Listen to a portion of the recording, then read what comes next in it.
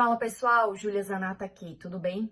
Então, vou passar um vídeo aqui para vocês entenderem que muitas vezes não é sobre mudar leis, apenas sobre mudar leis, o que é muito difícil com a configuração do Congresso Nacional que nós temos hoje.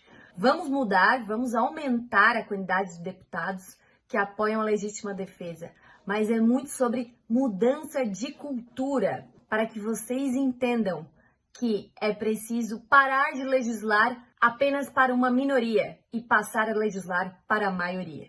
Mr. Robinson? Yes. I didn't have time to You have to give us your name. Oh, I'm sorry. My name is Mark Robinson. I live at 4015 Sassafras Court. That's right here in Greensboro. I've lived in Greensboro all my life. I didn't have time to write a fancy speech. I didn't have time to, I didn't have the resource of an English teacher to sit down and write a speech with at school today and be, brought over here or practice or anything. What I really came down here for is this. I've heard a whole lot of people in here talking tonight about this group and that group, and domestic violence and blacks, these minorities and that minority. What I want to know is, when are you all going to start standing up for the majority? And here's who the majority is. I'm the majority. I'm a law-abiding citizen who's never shot anybody, never committed a serious crime, never committed a felony. I've never done anything like that. But it seems like every time we have one of these shootings, nobody wants to put the blame where it goes, which is at the shooter's feet. You want to put it at my feet. You want to turn around and restrict my right, constitutional right that's spelled out in black and white. You want to restrict my right to buy a firearm and protect myself from some of the very people you're talking about in here tonight. It's ridiculous. I don't think Rod Serling could come up with a better script. It does not make any sense. The law-abiding citizens of this community and many communities around this country, we're the first ones taxed and the last ones considered and the first ones punished when things like this happens, because our rights are the ones that are being taken away. That's the reason why I came down here today. Gun show or no gun show, NRA or no NRA. I'm here to stand up for the law-abiding citizens of this community, because I'm going to tell you that what's going to happen. You can take the guns away from us all you want to. You all write a law, I follow the law, I'll bring my guns down here, I'll turn them in. But here's what's going to happen. The Crips and the Bloods on the other side of town, they're not going to turn their guns in.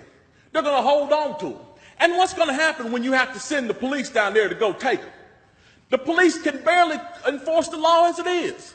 As what I see, we demonize the police, criminalize and vilify the police, and we make the criminals into victims.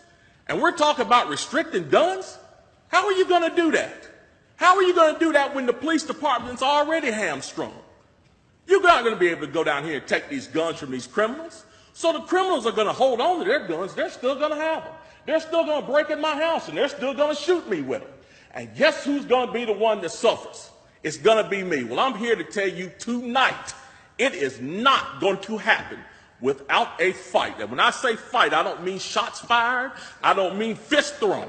I mean I'm going to come down here to this city council and raise hell just like these loonies from the left do until you listen to the majority of the people in this city. And I am the majority.